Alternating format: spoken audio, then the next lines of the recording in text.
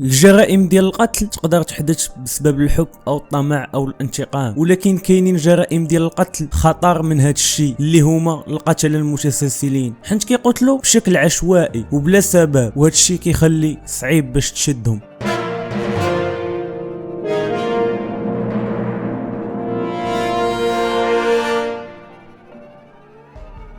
السلام الله عليكم. القصه ديالنا غتبدا عام 1982. هادشي غيطرا في ولايه اوهايو الامريكيه، وإلا قربنا نشوفوا هاد الولايه غنلقاوها مكونه من 88 مقاطعه. حنا غندويو على المقاطعات الريفيه، حيت تما كانوا الناس عايشين في امان وكيخليو البيبان ديالهم محلولين من كثره امان اللي كيحسوا بيه. ولكن هادشي كامل غيتقلب في 1 ابريل 1989. راجل سميتو دولاند ويلنج ناض كما العاده ديالو وخرج يجري في الطبيعه، وهو غادي غيشوف طوموبيله حمراء غاديه وراه، وهنا غيقول في راسو عادي هاد الطوموبيل غدوز من حدايا وتكمل طريقها، ولكن غيتصدم بطمول الطوموبيل قرب حداه وهز معاه فردي، وقبل ما يدير دولان شي ردة فعل غيتيري فيه، وبعدها هاد مول الطوموبيل الحمراء غيكمل طريقه بحال ما وقع والو. بعد هادشي غيفتحوا البوليس تحقيق في القضيه، ولكن الدليل الواحد ما غيلقاوش، وغتبقى القضيه معلقه معاهم. وبعد مده وتحديدا في عام 10 نوفمبر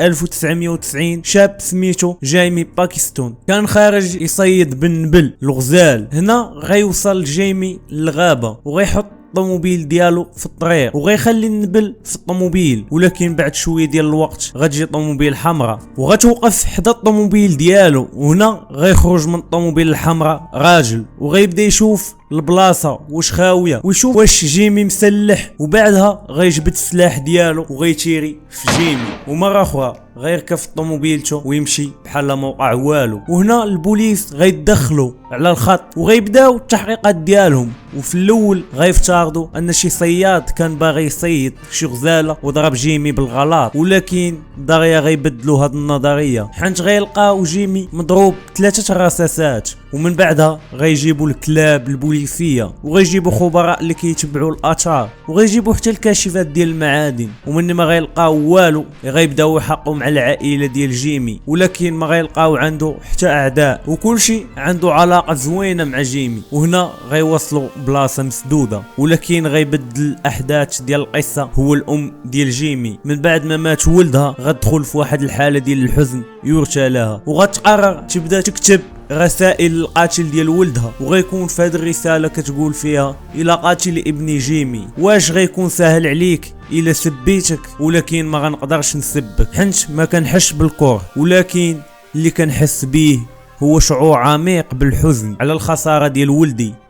انت خديتي نور من حياتي في نوفمبر اللي فات وخليتيني كنعيش في الظلمه، واش كتفكر في الموت ديالك؟ راه ضروري ما يجيك الموت شي نهار، وإلا ما استغفرتيش الله وتبتي غادي تسناك العافيه ديال جهنم. وكما شفتوا هذه هي الرساله اللي صيفطات ام جيمي للصحافه، وهذه الرساله غتنتشر بعد شهرين مني بعد ما تقتل ولدها، ولكن القاتل ما غيتسناش شهرين عاد يقتل، وكان ما بين الجريمه الاولى والثانيه 19 شهر، ولكن غيكون ما بين الجريمه الثانيه والثالثه غير 18 شهر، وبالتحديد نهار 28 نوفمبر 1990 نهار السبت. في هذا النهار راجل سميتو كيفن لورينغ غيكون في رحله ديال الصيد مع 2 صحابه في مقاطعه اخرى من ولايه اوهايو، وهذه المقاطعه غتكون بعيده 70 كيلومتر من المقاطعه اللي قتل فيها جيمي. نرجعوا لكيفن وهو جالس كيتغدى مع صحابه غينوض ويخليهم ويمشي يصيد بوحده، ولكن اللي ما كانش عارف انه هو اللي غيتصيد. وهو غادي في الغابه غتوقف حداه طوموبيله حمراء وغيخرج منها راجل وغيجبد الفردي ديالو وغيتيري في كيفن دقه وحده غيجيبو ميت، وكالعاده غيركب في طوموبيلته وغيغبر. وكان هذا القاتل ذكي حنت كان كيقتل في بلايص متفرقين باش التحقيق ما يديهمش ليه، وفعلا البوليس مني غيوصلوا غيفترضوا انه حادث صيد وما غيربطوش الجرائم اللي وقعت في المقاطعات الاخرين بهذه الجريمه. وفي الجهه الاخرى غتكون ام جيمي باقا كتنشر في الرسائل لهذا القاتل باش تشوف منه شي ردة فعل، وفعلا في واحد النهار غتوصل رسالة للجريدة من عند هذا القاتل وكيقول فيها انا قاتل جيمي باكستون، جيمي باكستون كان واحد عمري ما شفته في حياتي ولا قال لي شي كلمه في داك النهار، وانا قتلت جيمي لانه عندي واحد الرغبه ما كنقدرش نقاومها، وكنت عارف مني خرجت من الدار هذاك النهار انه شي واحد غيموت على يدي، ولكن ما كنتش عارف شكون وفين. انا الراجل الشكل ديالو متوسط وعندي عائله وخدمه ودار بحال اي واحد منكم، ولكن شي حاجه في راسي غتحولني لقاتل ما عنده لا رحمه او شفاقه. في ذاك النهار اللي قتلت فيه جيمي كنت غادي بالطوموبيل وكنقلب على ضحيه جديده، وشفت جيمي كيمشي بوحدو وسط الغابه، وهديك الساعه انا كنت سكران، وهنا بداو اصوات في راسي كيقولوا لي ديرها قتل جيمي. هنا غنوقف بطوموبيلتي وغنجبد المكحله ديالي وغنشارجيها. وفي هذاك النهار كان جيمي كيمشي بشويه وكان في واحد الشكل ساهل نصيدو، ولكن الطلقه الاولى جات ليه في جنبه اليسار وغيبقى يتحرك وغنعاود نتيري فيه المره الثانيه، وهنا غيبقى في بلاصتو بلا حركه، ولكن باش نتاكد انني قتلته غنتيري فيه المره الثالثه. وبالنسبه ليا القتل ديال جيمي ما كانش شي حاجه شخصيه، وكان الامر بحال كنيش على شي قارعه في البركاسه. هادشي كان المحتوى ديال القاتل، وهنا البوليس غيقدروا يلقاو شي خيط فين يشدوا، ولكن غيوصلوا النهايه مسدوده وما غيعرفوش يشدوه. ولكن بعد 15 شهر على هذا القتل، وتحديدا في 14 مارس 1992، راجل سميتو كلود هاوكنز كان غادي يصيد الحوت في مقاطعه اخرى من ولايه اوهايو، وكان نهار زوين. ولكن اللي ما غيكونش عارف كلاود ان راجل بطوموبيل حمراء غيوقف وراه وغيبدا يقرب ليه ويجبد المكحله ديالو ويتيري فيه، وهنا غيطيح كلاود ميت. ولكن القاتل غيرتكب واحد الخطأ كبير، حيت البلاصه اللي غيقتل فيها كلاود هي منطقه فيدراليه، واللي غيحقق في الجريمه هما الاف بي اي، واي حاجه كيشدوها الاف بي اي معروفه ان الاف بي اي ملي كيدخلوا في شي قضيه كتولي في الصالح ديالهم. وهنا الاف بي اي غيديروا فريق مكون من رؤساء المقاطعات وفريق من الاف بي اي لتحقيق في الجرائم ديال القتل. ودغيا هذا الفريق غيتصدم ان القاتل ما كيخليش وراه شي دليل، حيت كان كيقتل بلا ما يتواصل مع الضحيه وما كانش كيقرب ليهم، وحتى هذاك الشيء اللي كيطيح من السلاح كان كيديه معاه. وهنا بعد التحليل والبحث غيقدروا يربطوا كاع الجرائم القتل ببعضها، وغيعرفوا انه قتل 4 الاشخاص، وغيستنتجوا انه كيستهدف الناس اللي كيكونوا بوحدهم في الطبيعه، وكاملين تقاتلوا بمكحله ديال الصيد عاليه الدقه كتنيش مزيان. وغيستنتجوا عاوتاني ان كاع الجرائم وقعت نهار السبت، ولكن وهما كيتناقشوا في هاد الامور القاتل غيضرب ضربه جديده، وتحديدا في تاريخ السبت 5 ابريل 1992 راجل سميتو غيري برادلي غيكون كيصيد في الحوت في مقاطعه من ولايه اوهايو، وهنا غيهود راجل من طوموبيل حمراء وغيجبد المكحله ديالو وغينيش على غيري وغيشيري فيه 2 ديال المرات وغيخليه ميت في بلاصتو، ومن بعدها غيغبر. ومن بعد هذه الحادثه غيجي فريق ديال الاف بي اي باش يبدا يحقق في الجريمه، ولكن ما غيلقاو حتى دليل. والاف بي اي هنا غتكون عندهم وحده سميتها وحده العلوم السلوكيه، ومن غيحلوا الشخصيه ديال القاتل وغيحلوا حتى الرساله اللي صيفط الجريده غيخرجوا بحد الاستنتاجات في الشكل، واللي هي ان القاتل راجل بيض والذكاء ديالو فوق المتوسط، وعاوتاني هو براسو صياد، والسبب اللي خلاه يدير هاد الجرائم هو الاحداث خايبه عاشها في حياته مني كان صغير. وعاوتاني هاد القاتل كان عز عليه يقتل الناس بلا ما يتواجه معاهم. وهنا فريق الاف بي اي غيبدا يقلب على شي واحد عنده بحال هاد المواصفات، وهما كيقلبوا القاتل غيضرب مره اخرى، وهاد المره غيكون في تاريخ الخميس 21 يوليو عام 1992. فهاد النهار 2 صحاب غيكونوا خارجين يصيدوا، وهنا غيكون القاتل في هذيك البلاصه وغيهود من بيكوب الحمراء ديالو وغيبقى تابعهم، وهذه اول مره يستهدف 2 ديال الناس. وفي هذه اللحظه القاتل غيتدرج ورا الشجره وغيهز المكحله ديالو باش يتيري في هاد 2، ولكن هما غيقدروا يشوفوه وغيبداو يغوتوا عليه. هنا غيهرب وغيركب في البيكوب الحمراء ديالو، ولكن هما قدروا يشوفوا الشكل ديال الطوموبيل ديالو. وهنا دغيا غيعيطوا للبوليس، والبوليس غيعيطوا لفريق الاف بي اي حيت هو اللي كان شاد القضيه، ولكن هاد المعلومه غديهم لطريق مسدود، حيت اغلب الناس ديال هادوك المناطق الريفيه كانوا عندهم بيكوبات حمرين. وهنا الفريق في هذه اللحظه غيبدا يحقق مع اكثر من 100 مشتبه به، وغيتم التبرئه ديالهم كاملين. هنا غيقرروا باش يلتجئوا الاعلام، حيت هذا الشخص كان مهبلهم، ما كانوش عارفين شكون وشحال هما يقلبوا عليه.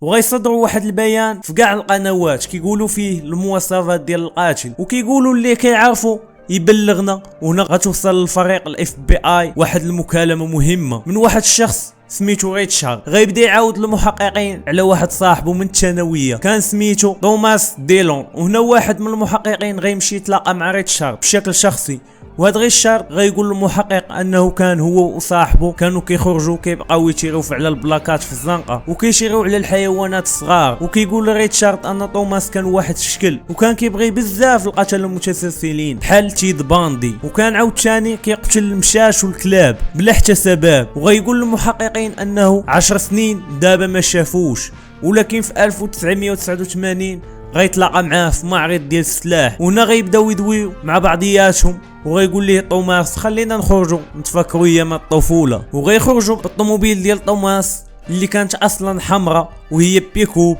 وهنا غيتصدم ريتشارد بسؤال من توماس كيقول ليه انا كتعرفني من كنا صغار، واش كتحس انني نقدر نقتل شي واحد؟ هنا ريتشارد غيبدا يتمتم وغيقول ليه بشويه لا ما نظنش انك تقدر تقتل شي واحد. هنا توماس غيبدا يعاود ليه كيفاش يقدر شي قتال يهرب من الجرائم ديال القتل ديالو، وقال ليه الا كان القاتل كيقتل في مقاطعات بعاد على بعضياتهم ما غيقدروش البوليس يشدوه.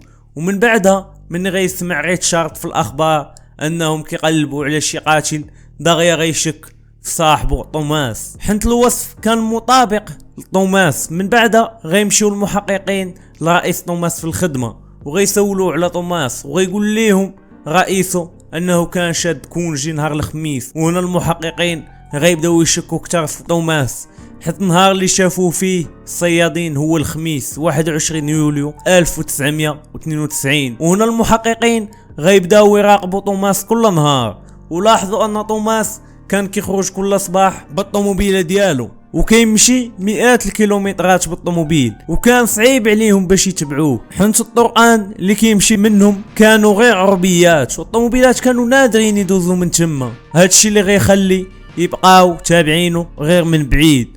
وهنا الاف بي اي غيكونوا حاصلين حصله كبيره، حيت غتكون مشكله الا قتلوه ما تابعينه، وحيت كان المسافه اللي كيتبعوه فيها بعيده ما غيقدروش يمنعوه يقتل. هنا غيديروا طيارات كيراقبوا من السما باش الا كان غيقتل يقولوها المحققين ويمنعوه في البلاصه. وفي واحد النهار في 1992 الطياره اللي كانت كتراقبه من السما غتشوف انه كاينه مرأة كتجري في الطريق ديال توماس. هنا طياره المراقبين غيقولوا المحققين اللي كانوا في الطوموبيل، وهنا المحققين غيتغلعوا وغيزيدوا دغيا في السرعه وهما متوترين وخايفين لا توماس يقتل هذيك المرأة وتكون اكبر شوهه الاف بي اي.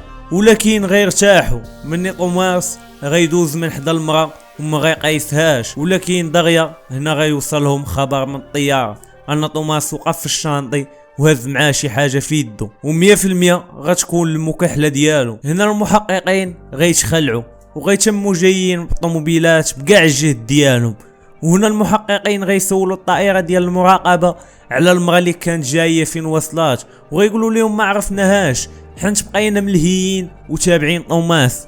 هنا غيسمعوا التيراج بالسلاح وغيضربوا جوج ضربات، الاولى والثانيه، ومن بعدها المحققين غيشدوا راسهم وغيقولوا مشينا فيها.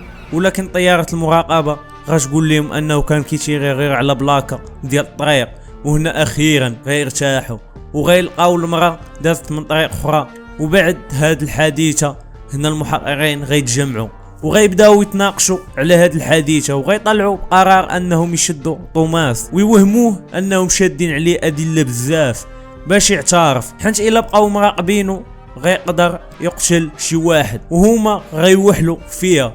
هنا غيوجدوا ملف فيه البلايص اللي كان ماشي ليهم وحتى كاع الكاميرات اللي شدوه حدا البلايص ديال الضحايا اللي قتل باش يوهموه انه كانوا تابعينه وعارفينه هو اللي كان كيقتل. وفعلا في تاريخ نوفمبر 1992 المحققين غيمشيو على توماس وغيشدوه وهنا من غيشدوه غيبداو يوريوه التصاور ديال الملف. هنا دغيا غيعرف انهم ما عندهمش شي دليل عليه وغيبقى ناكر عليهم. هنا الاف بي اي غيوصلوا لبلاصه مسدوده حيت ما قادرينش يوصلوا لشي دليل بالزربه، وهنا ما غيكونش قدامهم اللي يتوجهوا الاعلام عاوتاني وغيديروا بلاغ على شكون كان كيتعامل مع توماس، وخاصو هذا اللي دوا مع توماس يدوي معاهم. وهنا غيوصلهم اتصال من واحد كيقول ليهم انه كيعتقد شرى سلاح من عند توماس العام اللي فات، وتحديدا نهار السبت 5 ابريل 1992، وهذا نفس التاريخ اللي تقتل فيه غايري برادلي الضحيه الخامسه. وهنا المحققين بالزربه غيمشيو يجيبوا المكحله من عند هاد الواحد وغيبداو يديروا اختبارات باش يعرفوا واش هاد القرطاسه تلقات من هاد السلاح ولا لا. وهنا غتكون الفرحه ديالهم من غيلقاو نفس القرطاسه تلقات من هاد المكحله، وهنا غيقدروا يلقاو دليل على توماس، ولكن الدليل اللي كان عندهم كان غير على الضحيه الرابعه والخامسه. والمحققين كانوا باغيين يعترف بكاع الجرائم اللي دار باش العائلات ديال الضحايا يرتاحوا، ولكن توماس ما غيعترفش. وهنا المحققين غيفكروا توماس بالاعدام وغيقولوا ليه الا ما اعترفتيش راه غيتعدم بالكرسي الكهربائي، ولكن الا اعترفتي غنعطيو غير المؤبد. وبتاريخ 9 يوليو 1993 توماس غيعترف بكاع الجرائم اللي دار، وفي المقابل ما غيحكموش عليه بالاعدام.